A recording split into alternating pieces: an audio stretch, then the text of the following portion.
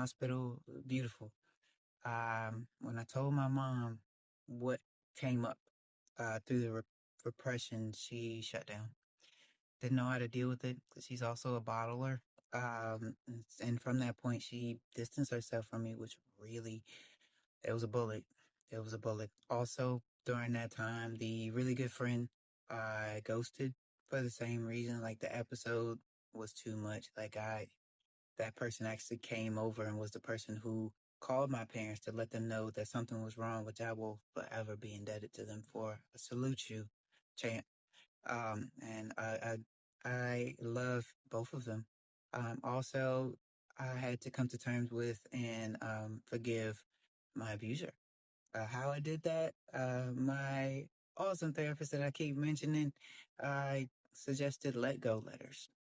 So with time, with honestly a major bout of depression, once I actually wrapped my head around the fact that I needed to let these people go and they're still living, which is a whole mind freak, I wrote these let go letters and kept repeating them and reading them out loud. And eventually I actually sent my mom and a really good friend that I had these letters.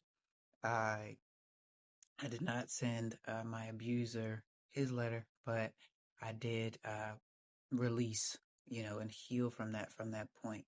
But the biggest forgiveness, I left to the end, and the biggest forgiveness is me. I had to forgive myself. Um, Coming to terms with learning that I was bipolar also meant going back in my timeline.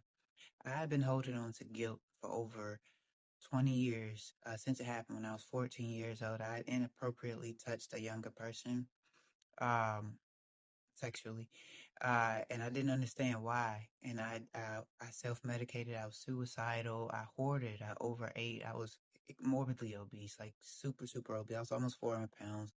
I went through a phase where I didn't bathe. There were so many things, and all stemming from obviously the repressions that I didn't know about and these wild acts that I committed.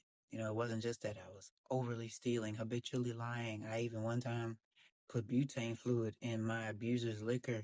You know what I'm saying? And I'm like, throughout all of these things, why am I doing these really wild things? I called bomb threats on a church, y'all. Yeah, and I was like 13. But so I had to come to forgiveness for myself. But once I did, the amount of freedom.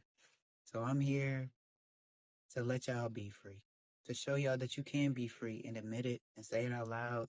No, I'm not an abuser. No, I'm not my past. I am the future.